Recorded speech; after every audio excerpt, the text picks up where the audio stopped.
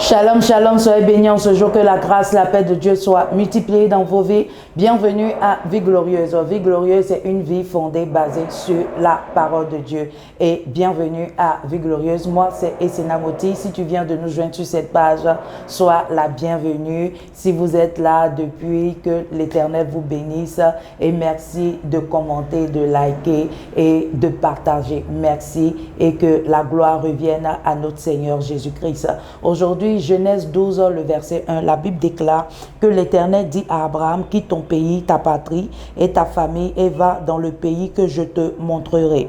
Je ferai de toi une grande nation et je te bénirai. Je rendrai ton nom grand et tu seras une source de bénédiction. Je bénirai ceux qui te béniront et je maudirai ceux qui te maudiront. Et toutes les familles de la terre seront bénies en toi. Abraham partit conformément à la parole de l'Éternel et l'autre partie avec lui, au nom de Jésus-Christ.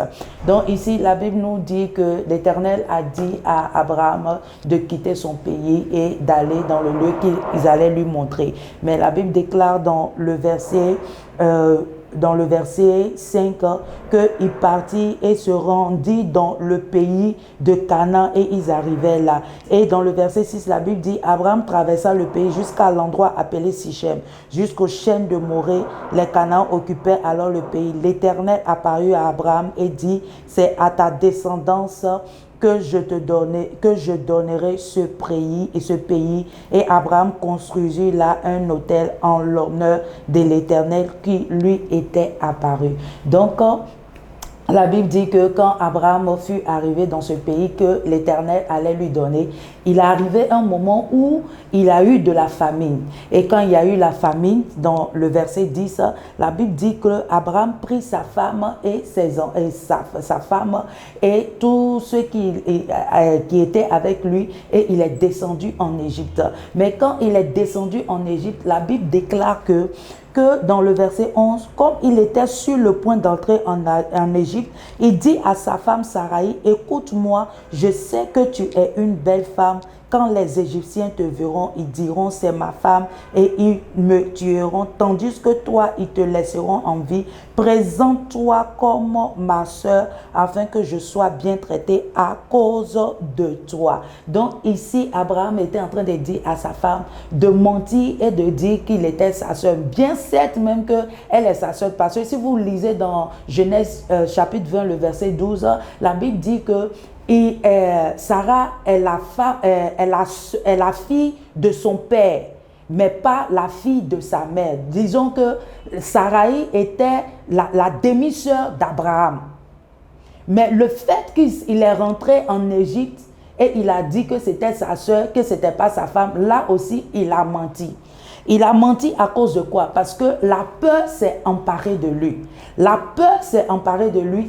Ce matin, nous allons parler de la peur. La peur, c'est quoi? C'est une crainte violentée, éprouvée en présence d'un danger réel ou imaginaire. C'est une grande frayeur qu'on éprouve face à une situation qui met la vie, l'existence en péril. Donc ici, Abraham voyait comme si sa vie était en péril, comme si sa vie était en difficulté.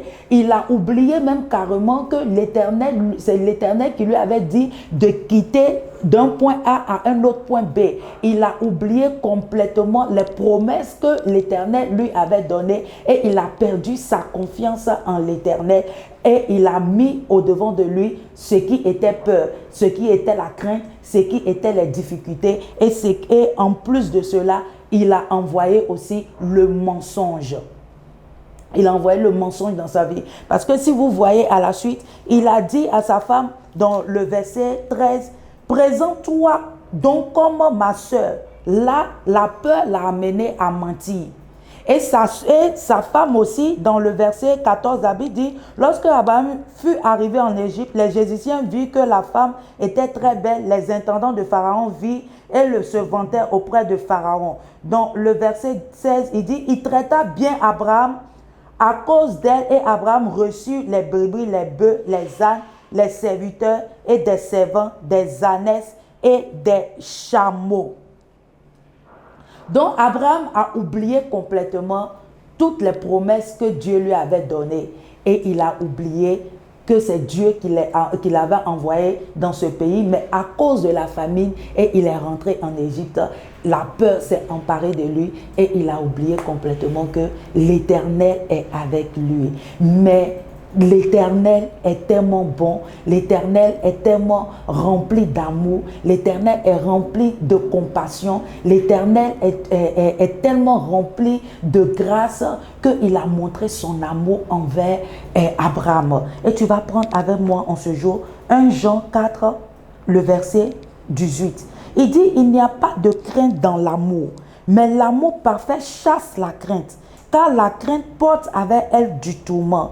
Et celui qui craint n'est pas consommé dans l'amour. Donc l'amour de Dieu surpasse tout. L'amour de Dieu surpasse tout ce qu'on vit.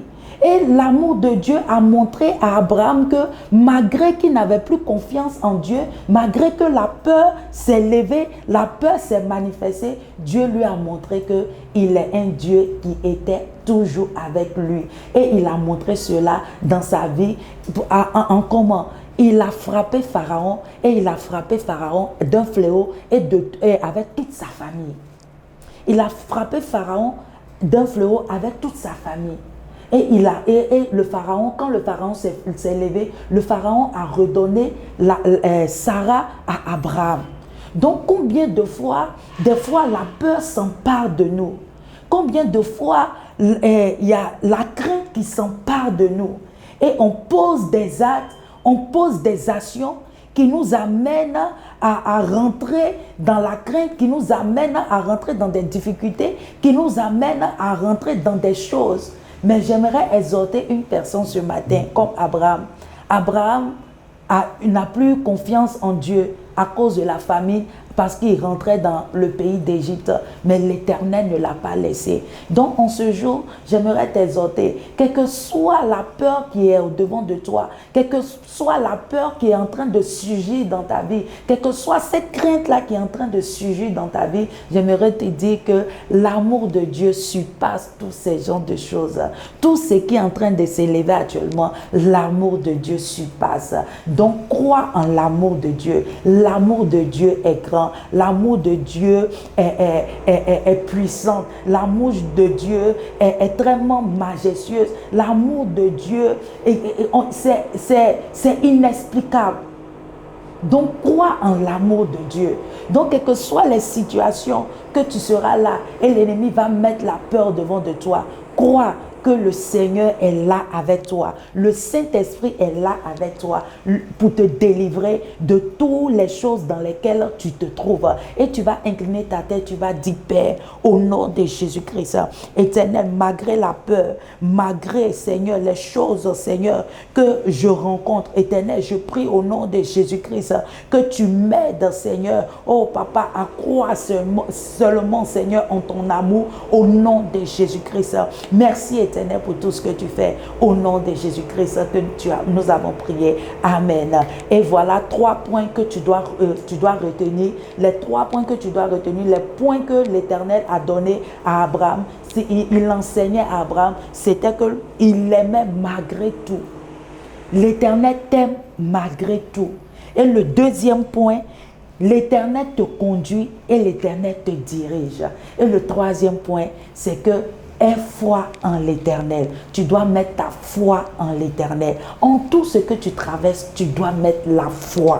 La foi dans tout ce que tu traverses. Au nom de Jésus-Christ. Et si tu es là en ce jour, tu ne connais pas le Seigneur en tant que ton Seigneur sauveur personnel, j'aimerais te dire de choisir la bonne part. La bonne part, c'est Jésus-Christ de Nazareth. Celui-là même qui était avec ton patriarche Abraham jusqu'à ce jour. On parle de lui, c'est de celui-là même que je suis en train de te parler. Et si tu es prêt en ce jour, tu vas incliner ta tête et tu vas répéter après moi. Tu vas dire, Seigneur Jésus-Christ, je viens à toi tel que je suis. Je sais que je suis un pécheur. Éternel, merci Seigneur. Parce que si tu l'as fait pour Abraham, tu le feras pour moi aussi au nom de Jésus. Je te confesse comme mon Seigneur et sauveur personnel. personnel. Au nom de Jésus-Christ que j'ai prié. Merci de faire de moi une nouvelle créature. Merci pour ton sang qui parle pour moi. Au nom de Jésus-Christ que nous avons prié. Amen. Si tu as fait cette prière, sache que le Seigneur t'a déjà pardonné. Le Seigneur est avec toi. Le Seigneur t'aime. Le Seigneur t'aime, il t'aime et il t'aime réellement d'un grand amour. Sois béni, c'était Vie Glorieuse. Soyez bénis, la Vie Glorieuse est fondée, basée sur la parole de Dieu. Sois béni et à très bientôt.